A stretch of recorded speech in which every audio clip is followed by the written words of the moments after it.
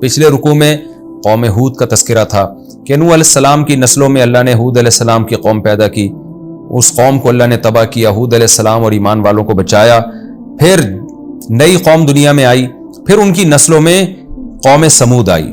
قوم سمود بھی طاقتور لوگ تھے، یہ بھی آہستہ آہستہ بت پرستی اور شرک میں لگ گئے، خدا کی نافرمانی اور بغاوتوں میں لگ گئے۔ تو اللہ کہتے ہیں ہم نے ان کی طرف صالح علیہ السلام کو بھیجا۔ قال یا قومی، صالح علیہ السلام کا بھی وہی انداز جو نوح علیہ السلام کا انداز اور جو ہود علیہ السلام کا انداز، ایک ہی انداز اور ایک ہی دعوت۔ اعبد اللہ، اللہ کی غلامی کرو، اللہ جس چیز کو حلال کہہ رہا ہے اس کو حلال مانو، اللہ جس چیز کو حرام کہہ رہا ہے اس کو حرام مانو، اللہ کی نظر میں جو چیزیں الاؤڈ ہیں وہ اس کو الاؤ سمجھو، اور جو اللہ کی نظر میں ناجائز ہیں اس کو ناجائز سمجھو۔ آج بھی یہی مسئلہ ہو رہا ہے نا، حکومتوں کے قوانین کی وجہ سے تو لوگ کسی چیز کو لیگل اور انلیگل سمجھتے ہیں، اسلام سے نہیں پوچھتے، اللہ رسول سے نہیں پوچھتے کہ کیا جائز ہے کیا ناجائز ہے۔ ہر قانون کو ویلیو دی جا رہی ہے، خدا کے قانون کو ویلیو نہیں دی جا رہی۔ تو یہی پیغمبروں کی دعوت تھی، سب سے پہلے تو خدا ہے بھائی۔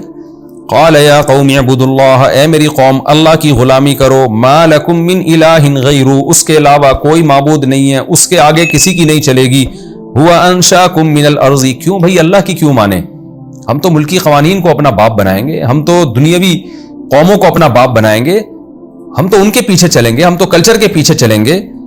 تو صالح علیہ السلام نے کیا جواب دیا؟ هو انشاکم من الارض، اس اللہ نے تمہیں زمین سے پیدا کیا ہے، اتنا بڑا اس کا احسان اور ایسی قدرت ہے، وہ خالق ہے تمہارا۔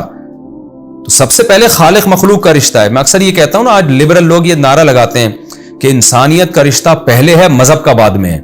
اصل میں خوبصورت نعرہ ہے جس کے پیچھے بڑے زہریلے جذبات ہیں۔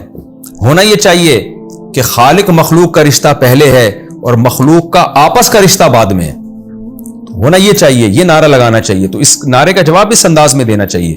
یہاں بھی یہی ہے، هو انشاکم من الارض، اس نے زمین سے تمہیں پیدا کیا، سب سے بڑا رشتہ تو اس کا ہے تمہارا۔ واستعمرکم فیہا، پیدا کر کے چھوڑ نہیں دیا بلکہ اس زمین میں تمہیں آباد کیا، وسائل دیے، اسباب دیے، جس سے آج زمین کو تم نے آباد کیا، تمہیں بھی زمین میں اس نے پھیلا دیا۔ فاستغفروہ، لہذا اس سے توبہ استغفار کرو۔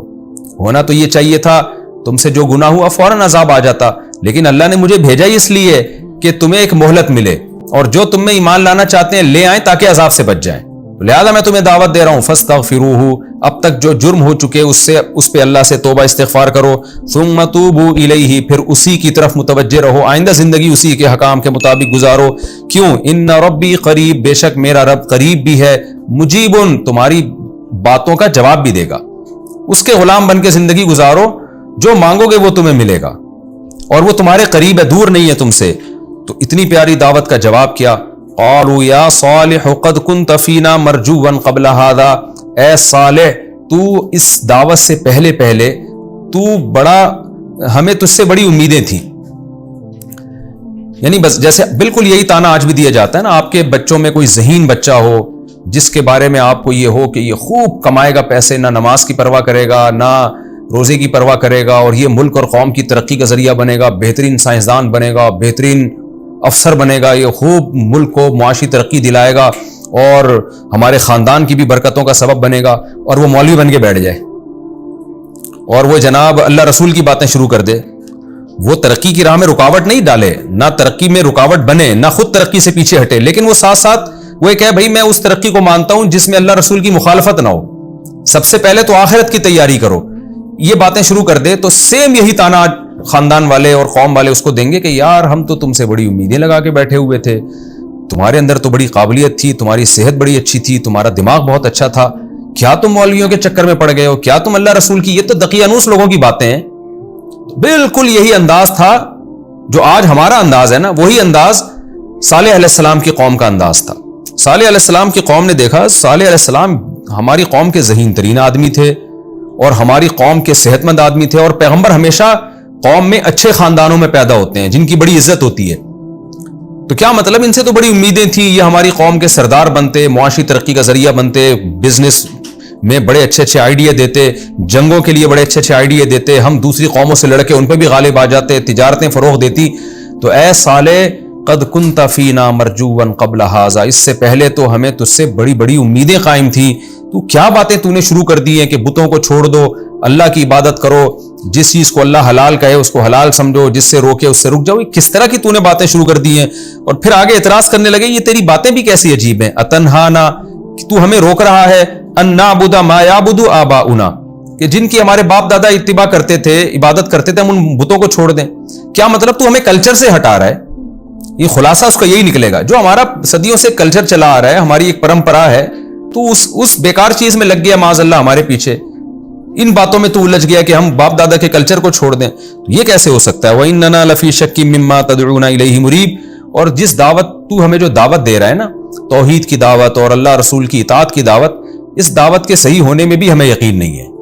یہ بھی ہم اس بارے میں بھی شک میں مبتلا ہیں. اصل میں یہ کہا جاتا ہے ایک تنزل کر کے نا کہ ہم یقین نہیں ہے. مقصد یہ ہوتا ہے کہ ہمیں اس کے غلط ہونے کا یقین ہے. لیکن بعض دفعہ انسان ایک تھوڑا سا مہذب انداز اختیار کر لیتا ہے کہ ہمیں تو کون سے تیری دعوت پہ ہمیں یقین ہے جو جس طرف تو ہمیں بلا رہا ہے.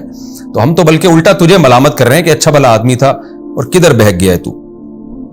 کتنی پیاری صالح علیہ السلام کی دعوت تھی اور اس کا کیسا بےہودہ جواب دیا. صالح علیہ السلام نے جواب میں کہا کہ تم اگر مجھے یہ کہہ رہے ہو کہ ہمیں تجھ سے بڑی امیدیں تھیں، لہذا میں یہ دعوت اور تبلیغ چھوڑ دوں، تو تم اپنے خیال کے مطابق تو تم گویا مجھے فائدہ پہنچانے کے لیے کہہ رہے ہو، لیکن حقیقت میں تم میرا بیڑا غرق کر رہے ہو. تم مجھے کیسے مشورے دے رہے ہو؟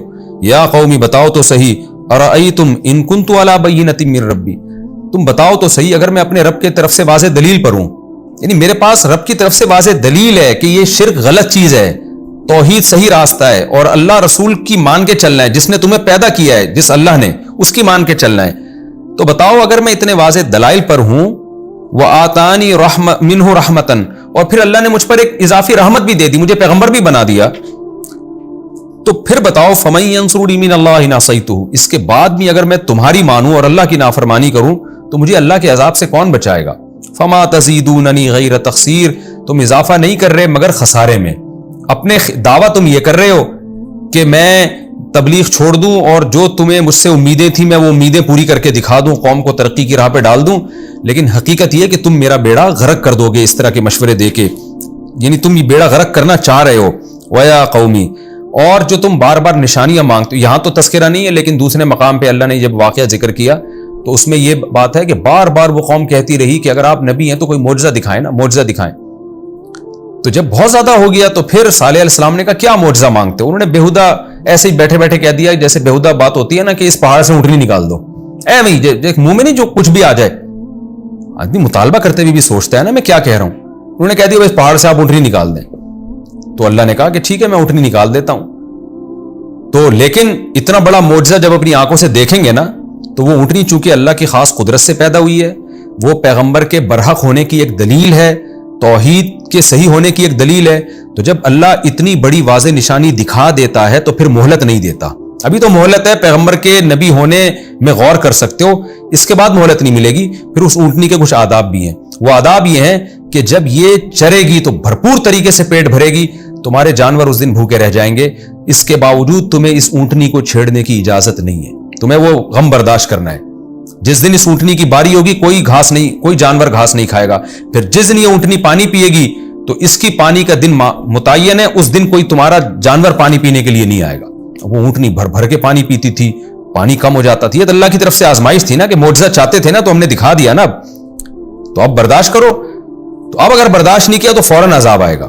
تو یہ اللہ کی عادت ہے. قرآن میں دوسرے مقام پر بھی ہے وَمَا نُرْسِلُ بِالْآيَاتِ إِلَّا كَذَّبَ بِهَا الْأَوَّلُونَ. قرآن میں آتا ہے کہ ہم آیتیں جب بھی بھیجتے ہیں نا تو معجزے جب بڑے بڑے دکھا دیتے ہیں تو قومیں جھٹلا دیتی ہیں. وَمَا مَنَعَنَا أَن نُرْسِلَ بِالْآيَاتِ، ہمیں معجزے دکھانے سے روکا ہے اس چیز نے کہ ہم جب بھی معجزہ دکھاتے ہیں تو پھر ہم مہلت نہیں دیتے قوم کو، پھر فوراً عذاب دیتے ہیں. ابھی مہلت ملی ہوئی ہے، ابھی سوچنے کا ٹائم ہے تمہارے پاس. کوئی بہت بڑی نشانی دکھا دی پھر سوچنے کا ٹائم نہیں ہوگا.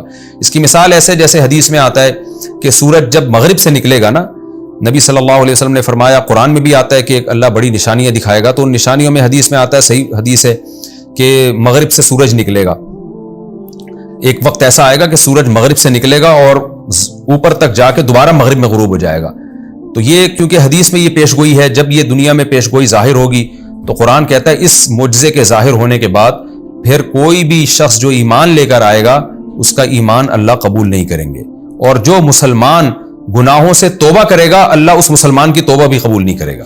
یہ قرآن میں اللہ نے لکھا ہوا ہے کہ جب کوئی ایک بڑی نشانی ظاہر ہو جائے گی نا تو پھر نہ گناہگار کی توبہ اللہ قبول کریں گے اور نہ کافر کا ایمان اللہ قبول کریں گے۔ وجہ کیا ہے کہ تم نے اپنی آنکھوں سے اسلام کا برحق ہونا اب تو دیکھ لیا نا، غور و فکر کا تو اب راستہ ہی بند ہو گیا، اب تو دیکھ لیا اپنی آنکھوں سے۔ تو حدیث میں آتا ہے کہ قرآن کی جو یہ آیت ہے کہ جب بڑی نشانی دیکھ لیں گے تو ایمان قبول نہیں ہوگا، اس سے مراد کیا ہے؟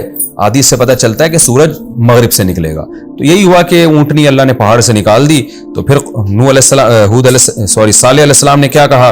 وَيَا قَوْمِ هَٰذِهِ نَاقَةُ اللَّهِ، یہ اللہ کی اونٹنی ہے، لَكُمْ آیَةً، تمہارے لیے ایک نشانی ہے، فَذَرُوهَا، اسے اپنے حال پہ چھوڑ دو، تَأْكُلْ فِي أَرْضِ اللَّهِ، یہ اللہ کی زمین میں کھائے پیے، وَلَا تَمَسُّوهَا بِسُوءٍ، اور اب اسے تم نے برائی کے ساتھ نہیں چھونا، اس کو مارنا نہیں ہے، تم نے قتل نہیں کرنا، فَيَأْخُذَكُمْ عَذَابٌ أَلِيمٌ، قریب بہت قریبی عذاب آ جائے گا، پھر تو یقینی بات ہے کہ عذاب فوراً آئے گا تمہارے اوپر۔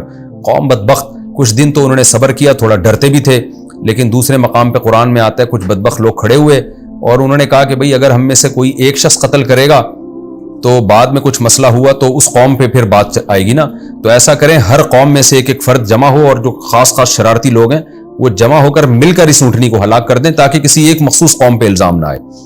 تو فَعَقَرُوهَا وَكَانَ فِي الْمَدِينَةِ 9 رَهْطٍ، قرآن میں آتے ہیں 9 فرد جو بڑے بدماش تھے قوموں کے وہ کھڑے ہوئے، انہوں نے یہ کام کیا۔